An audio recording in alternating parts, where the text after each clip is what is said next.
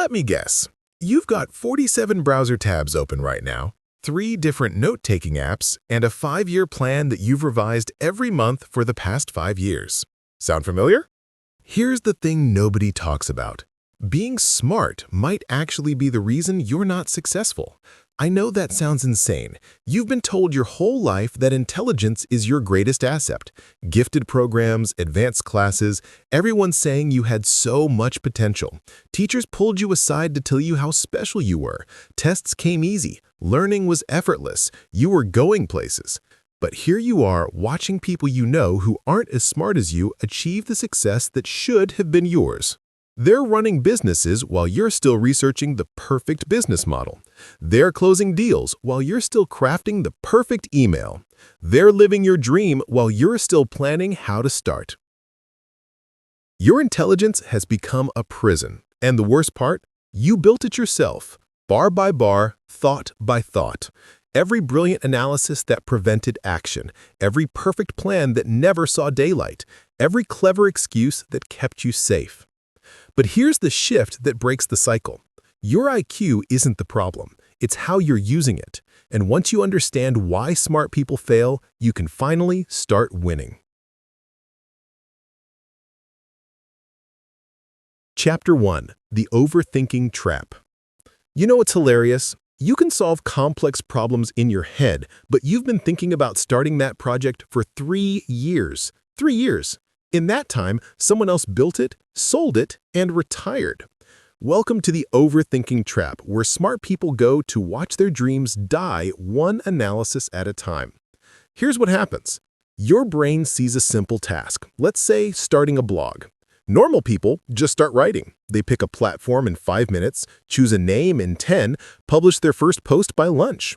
But your brain? First, you need to research the best blogging platform, compare 15 different options, read 47 reviews, join 3 Facebook groups to ask opinions, then optimize for SEO before you've written a word, study content marketing strategies, analyze your competitors' metadata. 6 months later, you're an expert on blogging who's never written a single post. You're not thinking, you're hiding. Hiding behind research, behind analysis, behind the illusion of productivity. Overthinking feels productive because your brain is working hard, but it's like revving your engine in neutral. Lots of noise, zero movement. And deep down you know it. You know you're stuck. You know you're stalling. But you can't stop, because stopping would mean starting, and starting would mean risking. Chapter 2. The Perfection Prison. Want to know the most expensive word in the English language? Perfect. That single word has killed more dreams than failure ever could. That word has cost you more money, more opportunities, and more happiness than any mistake you've ever made. Because mistakes can be fixed, but perfect never arrives. See, perfectionism isn't what you think it is. It's not high standards. It's not attention to detail. It's not even about quality. It's fear wearing a productivity mask. Think about it. How many projects are sitting in your drafts folder right now, 90% complete, but never shipped because they're not quite ready? That book you've been editing for 2 years, that business you've been planning since college, that course you've recorded 3 times but never released. You tell yourself you're maintaining quality, but really, you're terrified that if it's not perfect, people might realize you're not as smart as they think. If your work has flaws, maybe you have flaws. If your ideas aren't bulletproof, maybe you are not either. Here's the truth that'll set you free. Perfect is the enemy of paid.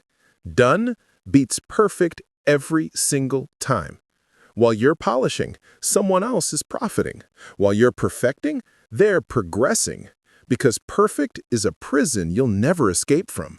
But done opens doors. Chapter 3. Why IQ isn't enough. Let me blow your mind with some math. After an IQ of about 120, intelligence only predicts 23% of your success. 23%. That means 77% of what determines your success has nothing to do with how smart you are.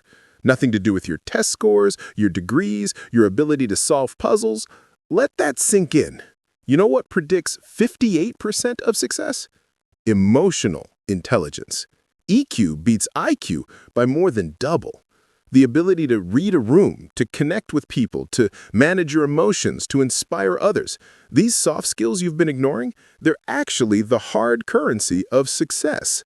But schools never taught you that, did they? They rewarded you for knowing the right answers, not for working well with others, for solving problems alone, not building relationships, for being right, not being likable. So now you're brilliant at theory, but terrible at the messy human stuff that actually drives success. You can calculate complex equations, but can't calculate how to ask for help. You can debug code, but can't debug a tense conversation. You can optimize systems, but can't optimize relationships. Your IQ is writing checks that your EQ can't cash, and that's why less intelligent people are passing you by. They're not smarter. They're just better at the game that actually matters. Chapter 4. The Knowledge Curse.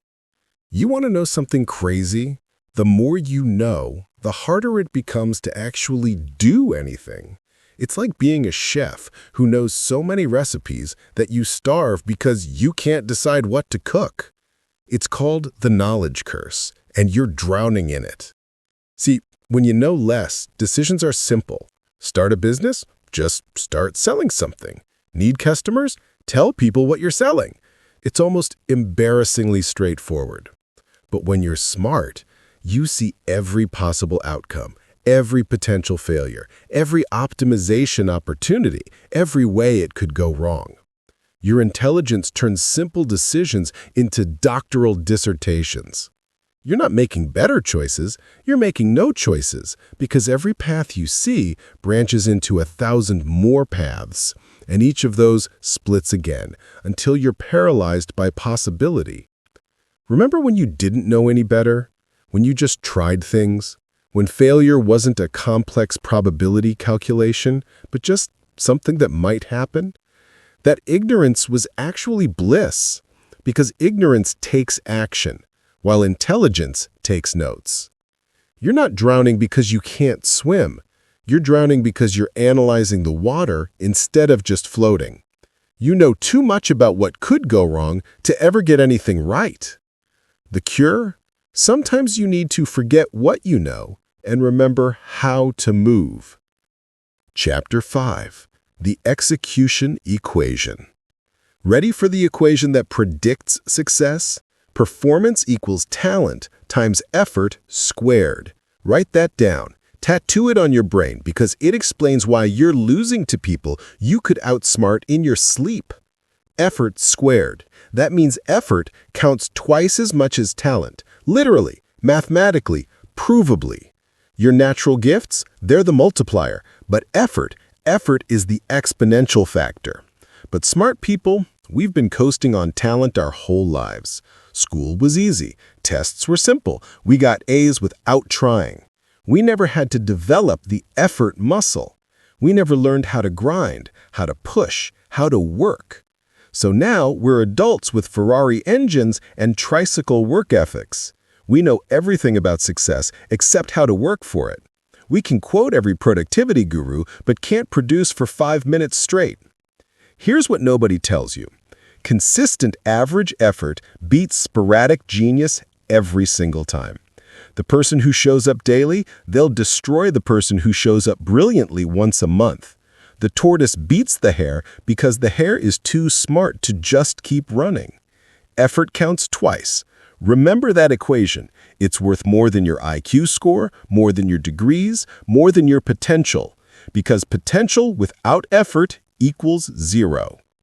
Join our YouTube membership for exclusive perks like early access to scripts, input on future topics about productivity, and connect with a like-minded community that gets it. Click join below and let's build your easier, more intentional life together. Chapter 6. Breaking the Fixed Mindset. Here's the most ironic thing about smart people. The smarter you are, the more likely you have a fixed mindset. Yay!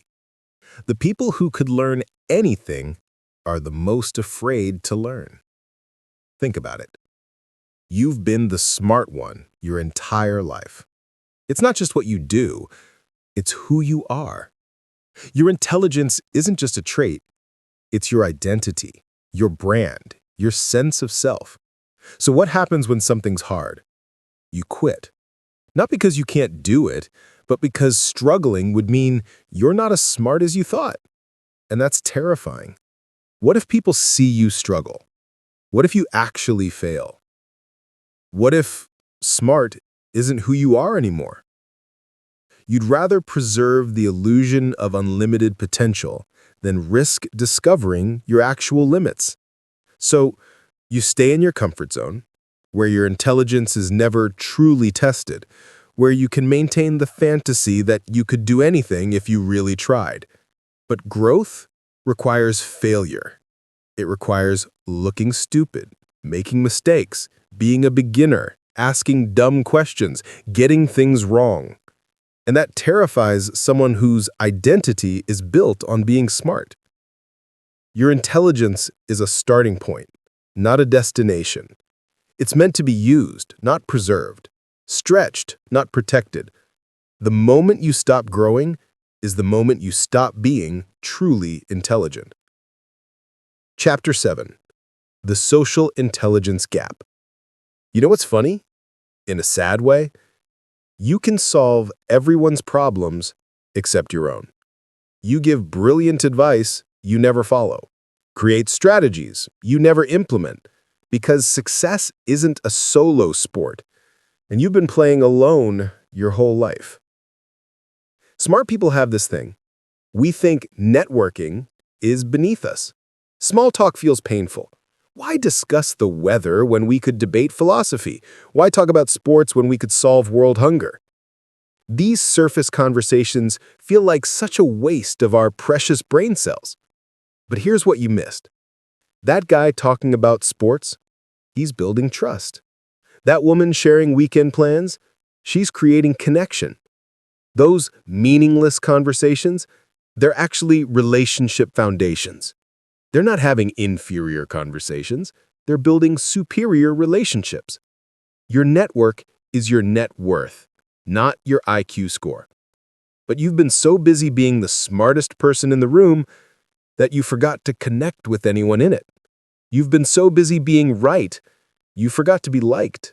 So focused on impressing people, you forgot to help them. Success is a team sport, and you can't win if nobody wants you on their team. Your brilliance means nothing if nobody wants to work with you. Your ideas are worthless if nobody helps you execute them. Connection beats perfection every single time. Chapter 8. Building your success system. Forget everything you think you know about productivity.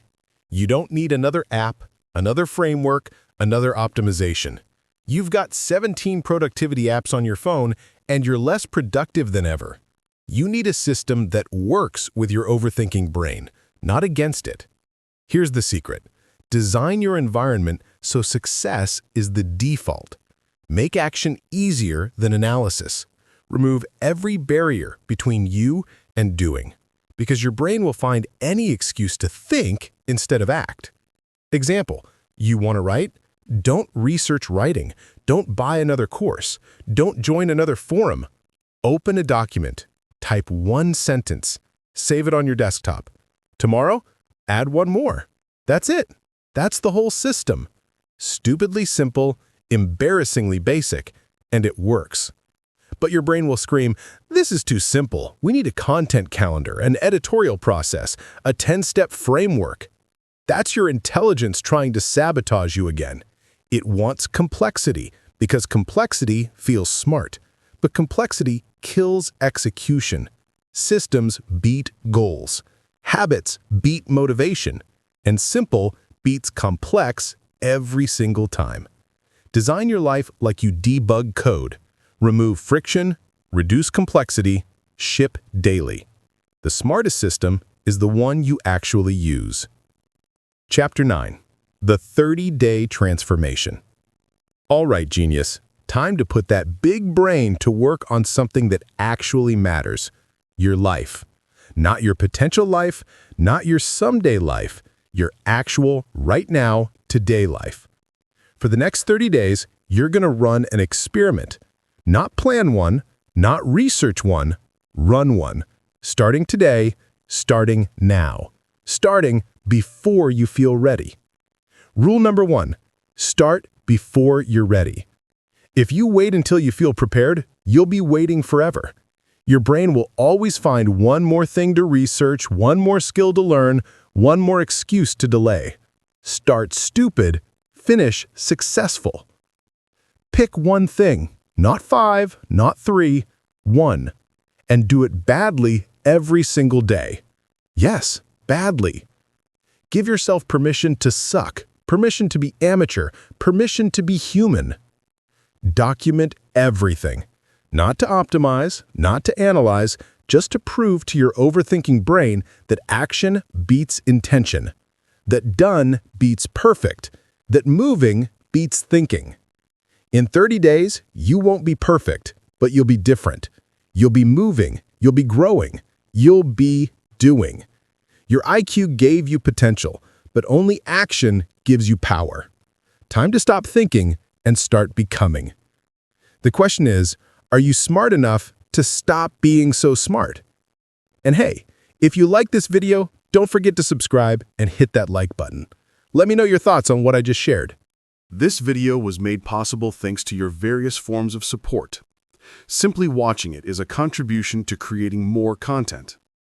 And of course, there are those who contribute even more by using the Thanks feature or by clicking the Join button and becoming a VIP member, who also play a significant role. So what are your thoughts on this? Sound off in the comment section down below, and don't forget to like the video and subscribe to the channel for celebrity news and updates every day.